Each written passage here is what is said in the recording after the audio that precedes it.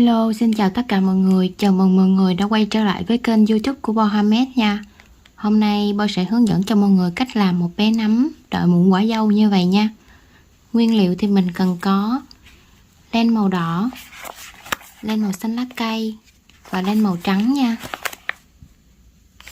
Kim móc mình sử dụng kim móc 2.5, kéo cắt len, kim khâu len, kim đánh dấu, một chút bông gòn để mình nhờ thú và một cặp mắt 4mm nha. Mọi người chuẩn bị cho mình thêm một ít keo nến hoặc là keo dán thú vong để chút nữa mình dán mắt nha. Đầu tiên thì mình sử dụng lên màu đỏ để mình móc cái phần mũ nha. Mọi người sẽ tạo cho mình một cái vòng tròn ma thuật. Móc vào cái vòng tròn này 6 mũi móc đơn nha. Lên một mũi móc xích nè. Móc vào đây 6 mũi móc đơn. 1 2 3 4 5 6. Sau đó mình sẽ siết cái vòng tròn này lại nha. Mọi người sẽ trượt mũi vào cái chân mũi đầu tiên.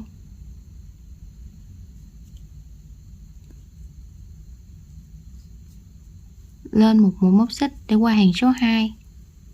Hàng số 2 thì mình sẽ móc là 6V. Tức là 2 mũi móc đơn chung chân sẽ là một mũi V đó mọi người. Mình sẽ móc vào cái chân mũi mà mình vừa lên một mũi móc xích. Một mũi móc đơn. Mình sẽ đánh dấu lại nha. Mình sẽ móc thêm một mũi móc đơn vào cùng cái chân móc đó luôn nha. Mình được một mũi V. Chân mũi tiếp theo 2 mũi móc đơn chung chân. Chân mũi tiếp theo 2 mũi móc đơn chung chân. Chân mũi tiếp theo 2 mũi móc đơn chung chân. Chân mũi tiếp theo 2 mũi móc đơn chung chân. Chân mũi cuối cùng cũng 2 mũi móc đơn chung chân nha. Sau đó mình sẽ trượt mũi vào cái chân mũi đầu tiên.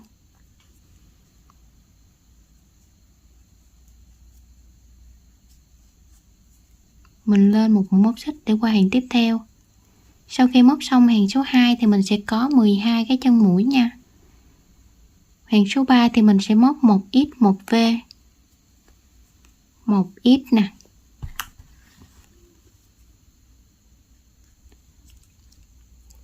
Chân mũi tiếp theo 1V.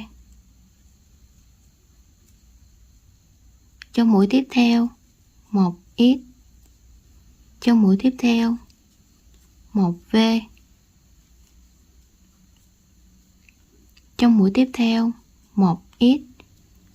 Chân mũi tiếp theo 1V. Chân mũi tiếp theo 1X. Chân mũi tiếp theo 1V. Chân mũi tiếp theo 1X. Chân mũi tiếp theo 1V. Chân mũi tiếp theo 1X. Chân mũi cuối cùng sẽ là một mũi V nha. Sau khi móc xong hàng số 3 thì mình sẽ có 18 cái chân mũi nha.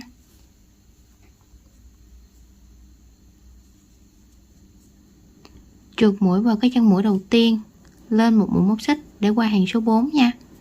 Hàng số 4 thì mình sẽ móc là 2X 1V, nhưng mình sẽ tản mũi ra. 2X mình sẽ chia đôi ra nha. Mình sẽ móc 1X 1V trước nha. Đánh dấu lại 1X rồi nè. Bây giờ mình sẽ móc 1V nè.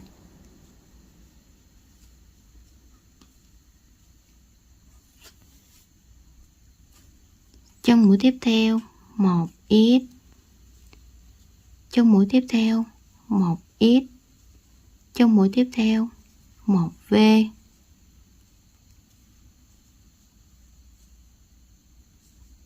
trong mũi tiếp theo 1 X, trong mũi tiếp theo 1 X, trong mũi tiếp theo 1 V, trong mũi tiếp theo 1 X, trong mũi tiếp theo 1 X, trong mũi tiếp theo 1 V, trong mũi tiếp theo 1 X, trong mũi tiếp theo 1 X, trong mũi tiếp theo 1 V, trong mũi tiếp theo 1 X, trong mũi tiếp theo 1 X, trong mũi tiếp theo 1 V, trong mũi tiếp theo 1 X. Và sau đó mình sẽ trượt mũi cắt hàng nha. Khi móc xong hàng số 4 thì mình sẽ có 24 cái chân mũi nha, 24 mũi móc đơn á mọi người. Mình sẽ lên một mũi móc xích để qua hàng tiếp theo. Hàng số 5 và hàng số 6 thì mình sẽ không tăng không giảm nha. Mình sẽ móc là mỗi chân móc là một mũi móc đơn nha. Mình sẽ có là 24 mũi móc đơn. Đánh dấu lại mũi đầu tiên. 2 3 4 5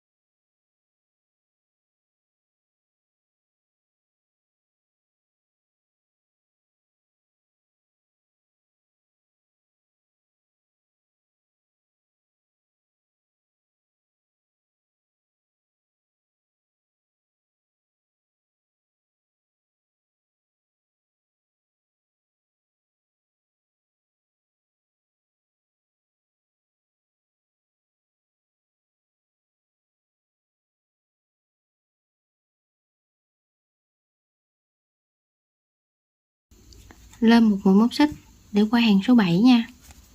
Mình sẽ lộn nó ra. Đây sẽ là cái mặt phải nha, còn cái mặt trái là cái mặt có sợi dây nha mọi người.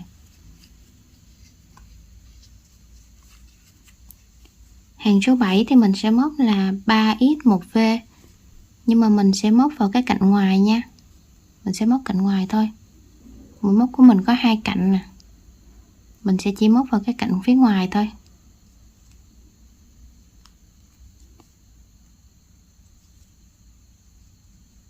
Một, mình sẽ đánh dấu lại nha.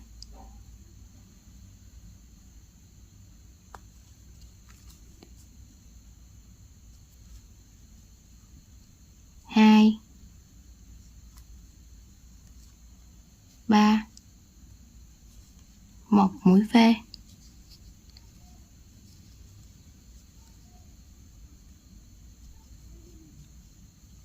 Một, 2, 3, 1 mũi V.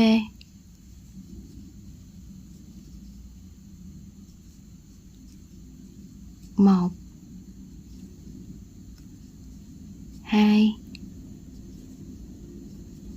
3, 1 mũi V.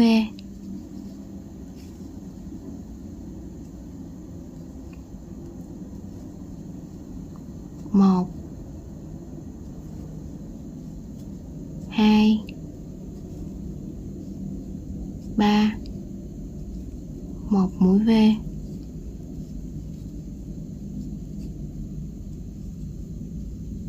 1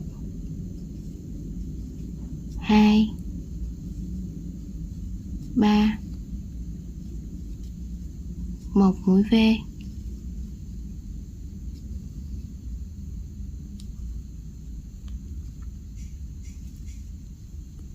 một hai ba mũi V cuối cùng nha. Rồi mình sẽ tháo kim đánh dấu ra, trượt mũi vào cái chân mũi đầu tiên, lên một mũi móc xích để qua hàng tiếp theo. Hàng số 8 thì mình sẽ móc là 4x1V nha, mình sẽ móc qua hai cạnh luôn. Mình sẽ tản mũi ra nha, mình sẽ móc là 2x1V trước nha. 1x nè, 2x, 1V,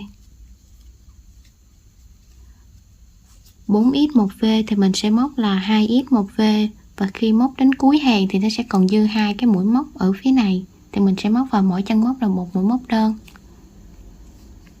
Bây giờ mình móc tiếp cụm tiếp theo nha. 1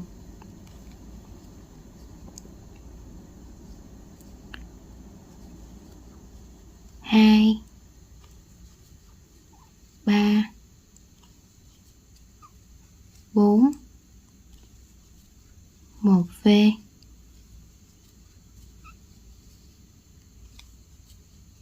1 2 3 4 1V,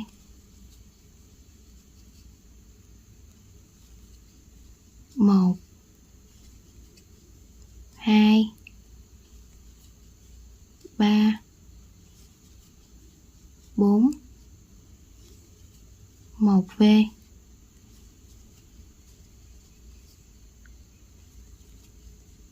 1 2 3 4 1V,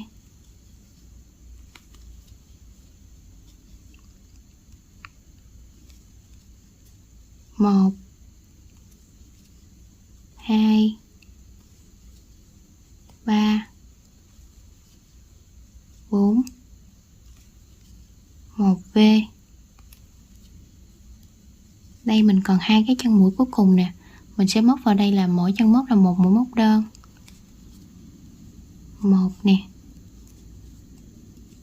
2, và hai mũi ở lúc đầu nữa thì mình cũng sẽ có là 4x1V nha. Trượt mũi vào cái chân mũi đầu tiên, sau đó mình cắt len luôn nha.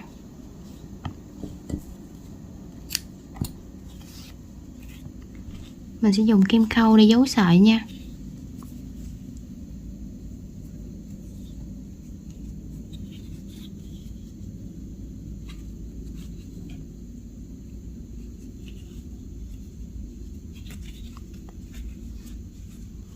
Mình sẽ đâm kim qua mấy cái mũi móc mà lúc nãy mình móc á. Đây nè, nó sẽ có cái mũi gồ gồ lên, mình sẽ đâm vào đây. Rồi mình sẽ cắt len luôn.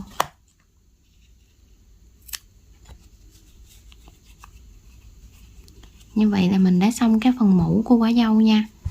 Bây giờ thì mình đổi màu len để mình móc cái phần thân nắm nha.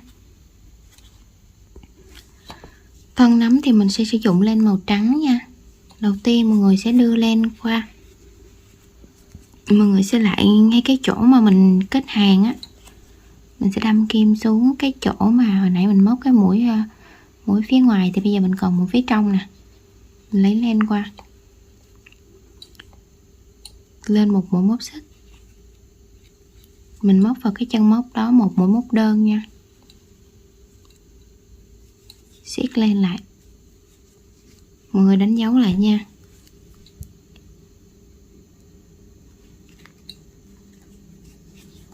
Đây là mũi đầu tiên. Ở hàng này mình sẽ không tăng không giảm nha mọi người. Mình sẽ móc là mỗi chân móc một mũi móc đơn, 2 3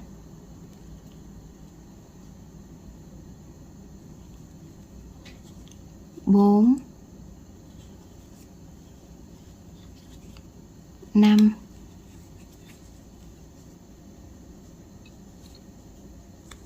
6 7 8 9 10 11 12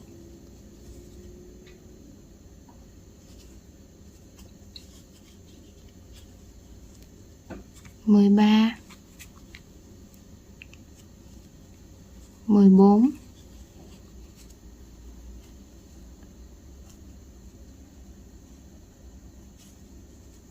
15 16 17 18 19 20 21 22 23 và mũi cuối cùng 24. Mình sẽ trượt mũi vào cái chân mũi đầu tiên.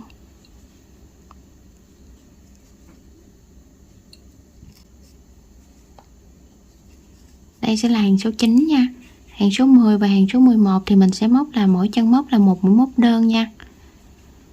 Ở hai hàng này thì mình sẽ móc qua hai cái cạnh của cái mũi móc luôn, chứ không có móc vào cạnh trước cạnh sau gì hết nha. Đánh dấu lại chân mũi đầu tiên. Chân mũi thứ hai một mũi móc đơn, chân mũi thứ ba một mũi móc đơn, chân mũi thứ tư một mũi móc đơn, chân mũi thứ năm một mũi móc đơn, chân mũi thứ sáu một mũi móc đơn. Mọi người cứ móc như vậy cho đến hết hàng. Sau khi móc xong hàng số 11 qua hàng số 12 thì mình sẽ móc cái phần tay của bé nắm luôn nha. 7 chân móc đầu tiên, mỗi chân móc là một mũi móc đơn nha. Mũi móc đơn đầu tiên nè,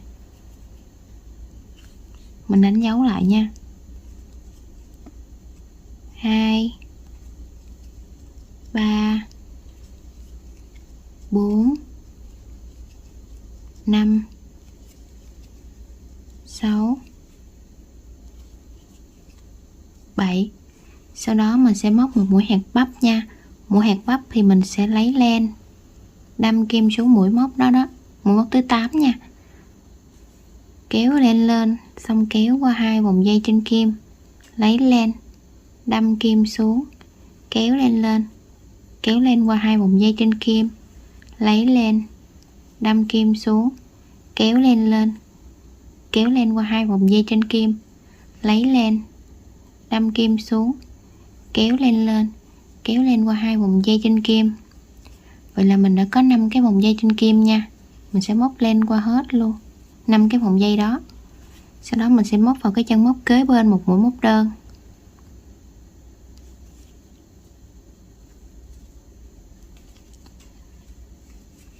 Bảy chân móc còn lại, mỗi chân móc là một mũi móc đơn. 1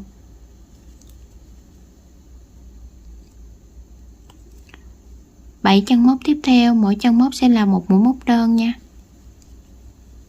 1 2 3 4 5 6 7. Chân móc tiếp theo mình sẽ móc một mũi hạt bắp nha. Lấy len đâm kim xuống, kéo len lên, kéo len qua hai vòng dây trên kim, lấy len đâm kim xuống, kéo len lên, kéo len qua hai vòng dây trên kim, lấy len đâm kim xuống, kéo len lên, kéo len qua 2 vòng dây trên kim, lấy len, đâm kim xuống, kéo len lên, kéo len qua 2 vòng dây trên kim. Sau đó mình sẽ kéo len qua hết 5 cái vòng dây này luôn là được một mũi hạt bắp nha. Mình sẽ móc vào cái chân móc kế bên này một mũi móc đơn. 6 chân móc còn lại mỗi chân móc là một mũi móc đơn nha. 1 2 3 4 5 6. Sau đó mình sẽ trừ mũi kết hàng.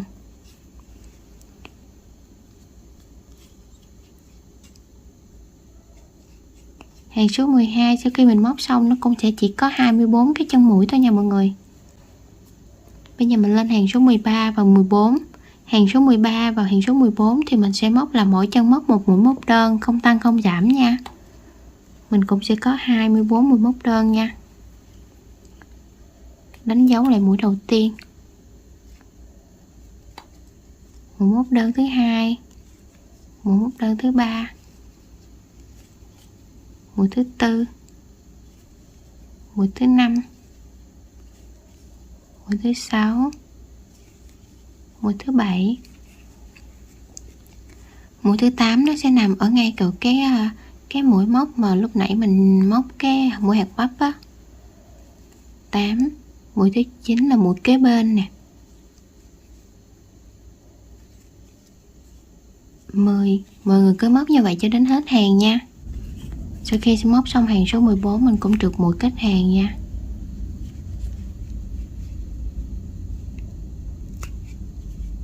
Lên một mũi móc xích để qua hàng số 15. Hàng số 15 thì mình sẽ móc là 9x một mũi hạt bắp nha. 9 cái chân móc đầu tiên, mỗi chân móc là một mũi móc đơn.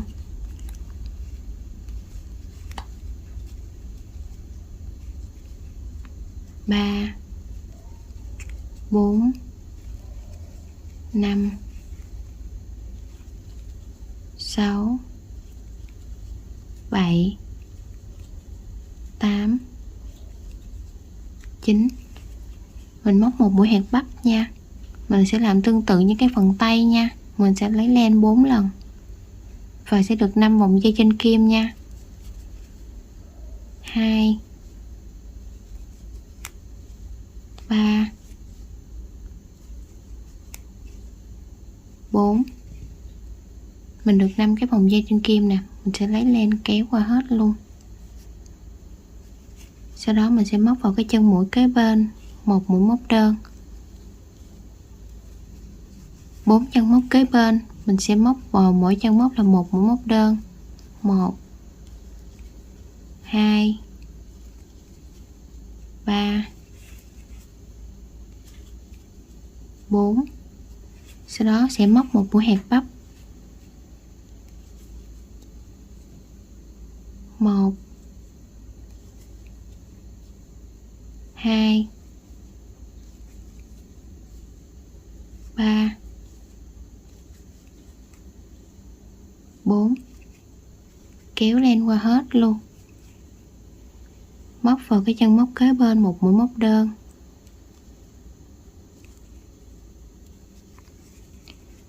7 chân móc còn lại mỗi chân móc là một mũi móc đơn.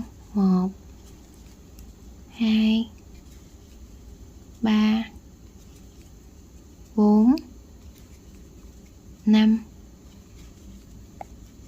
6 7. Sau đó mình sẽ trượt mũi kết hàng.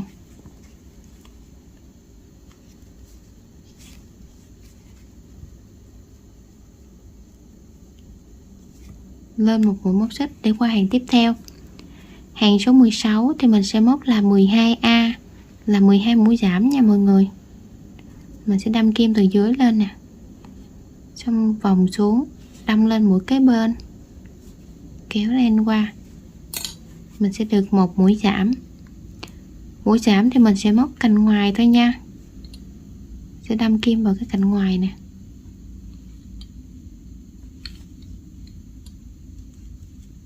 2,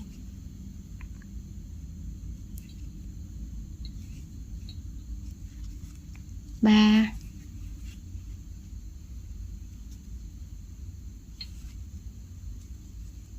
4,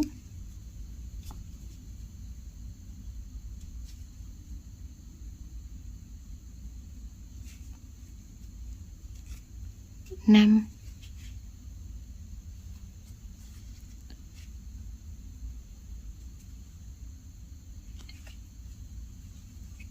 6,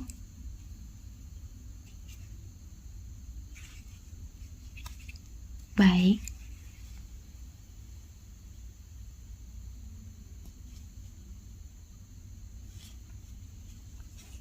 8,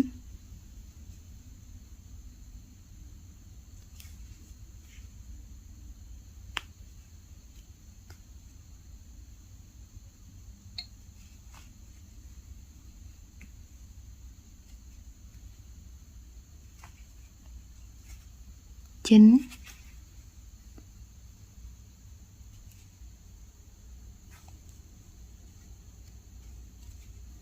10,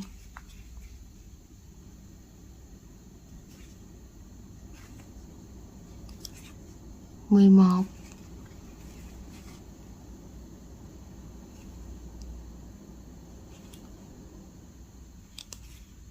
12. Mình trượt mũi vào cái chân mũi đầu tiên.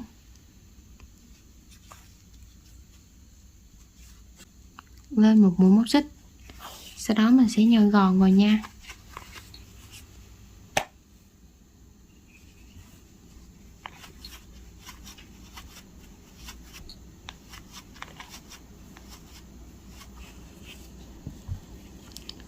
Sau khi nhồi gòn xong thì mình sẽ móc cái hàng cuối cùng nha, hàng số 17. Hàng số 17 thì mình sẽ móc là 6A nha, 6 cái mũi giảm. Mình cũng móc tương tự thôi, mình chỉ lấy cạnh ngoài thôi nha. 1,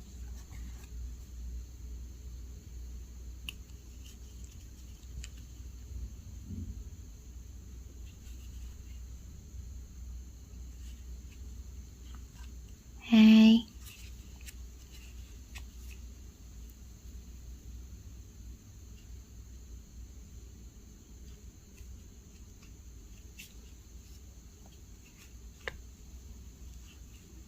3,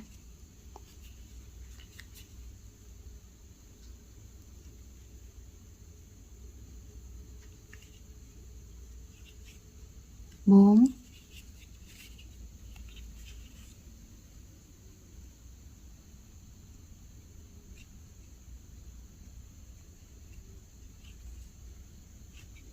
5 và mũi giảm cuối cùng, mũi thứ 6 nha. Sau đó mình sẽ cắt len,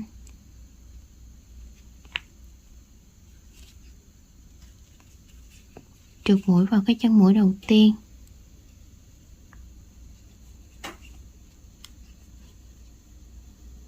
Rồi mình cắt len luôn nha.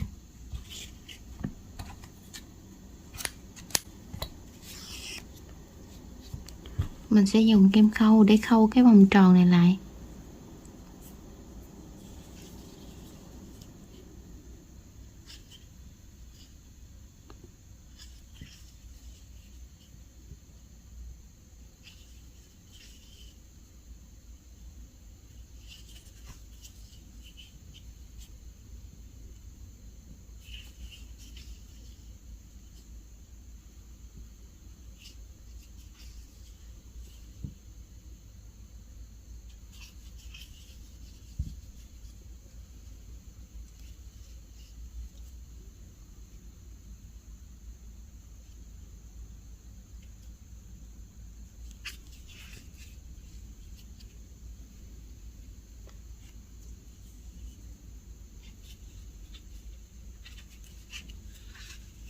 Mình tiến hành giấu sợi luôn nha.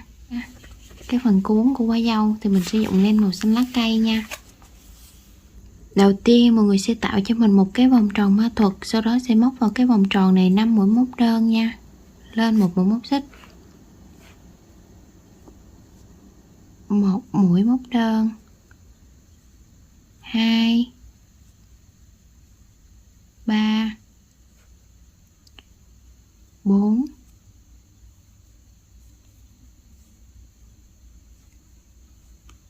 5. Sau đó mình sẽ kéo cái vòng tròn này lại. 5. Sau đó mình sẽ kéo cái vòng tròn này lại.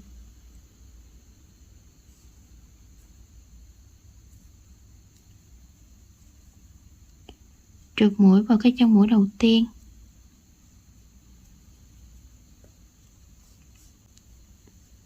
Lên 3 mũi móc xích, 1, 2, 3. Mình sẽ móc vào cái chân móc thứ hai tính từ kim móc qua nè. Móc vào đây một mũi móc đơn.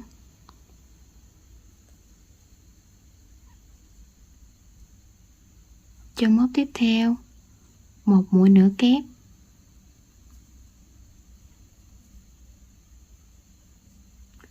Sau đó mình sẽ trượt mũi vào cái chân móc tiếp theo nha. Mình sẽ trượt mũi vào cái chân móc kế bên.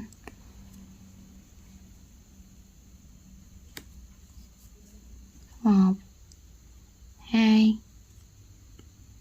3. Móc vào chân móc thứ hai tính từ kim móc một mũi ít. Chân móc tiếp theo một mũi nửa kép. Sau đó trượt mũi vào cái chân móc kế bên.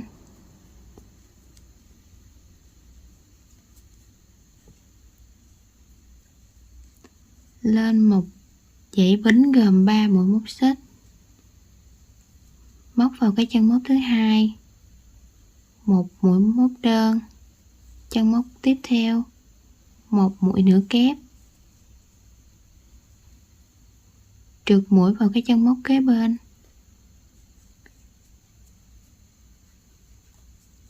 Lên 3 mũi móc xích. Móc vào mũi thứ hai tính từ kim móc một mũi móc đơn. Chân móc kế bên một mũi nửa kép. Trượt mũi vào cái chân móc kế bên.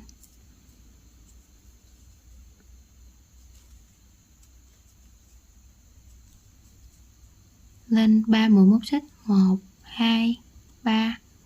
Móc vào chân móc thứ hai tính từ kim móc một mũi móc đơn. Chân móc tiếp theo một mũi nửa kép. Sau đó mình sẽ trượt mũi vào cái chân mũi đầu tiên mà mình trượt mũi luôn á. Mình sẽ trượt mũi vào đây nè.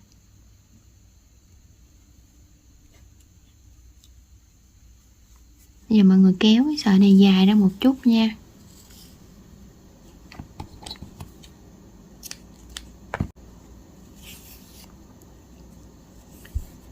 Rồi, bây giờ mình tiến hành mình khâu ra.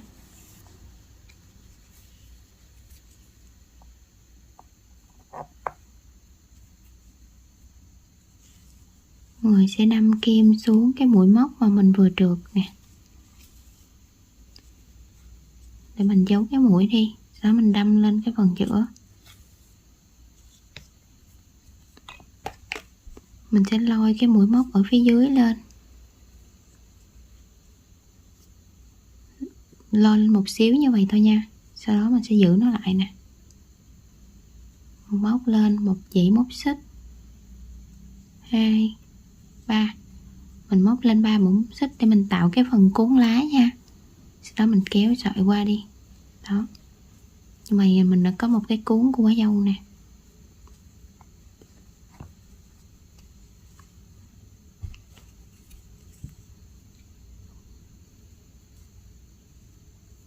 Mình sẽ đâm kim vào cái mũi móc xích đó để mình giấu cái sợi này đi.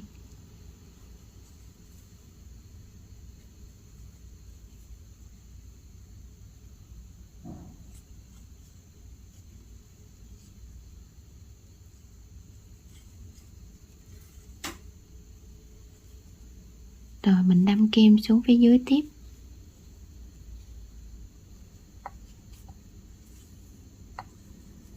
Như vậy mình có một cái cuốn lá như vậy nha.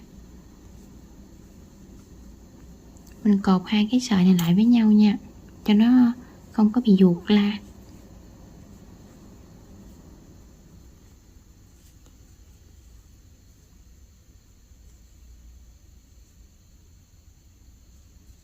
Đó, sẽ có một cái cuốn nhỏ nhỏ như vậy nha mọi người. Rồi mình sẽ tiến hành mình khâu vào cái phần mũ luôn, hoặc là mọi người có thể dùng keo mọi người dán nó vào cũng được nha. Rồi mình sẽ khâu nó vào cái mũ nha, khâu nó vào như vậy. Cái phần dư thì mình sẽ cắt đi. Đây, sau khi mình tiến hành khâu xong thì nó sẽ có cái hình cái lá như vậy nha. Bây giờ thì mình sẽ gắn mắt cho em nó nha. Mắt thì mình sẽ gắn ở hàng số 11 và 12, ở giữa hàng số 11 và 12 nha. Hai mắt sẽ cách nhau 4 ô. Đây là hàng số 9 nè, 9, 10, 11, 12. Giữa hàng số 11 và 12 thì sẽ ở đây nha. Đây nè, mình sẽ chặt cái lỗ to to cho mọi người thấy nha. Mình sẽ đếm trên đây xuống này, 1, 2, 3. Nó sẽ cách 3 mũi á. Đếm ngang qua 1, 2, 3, 4.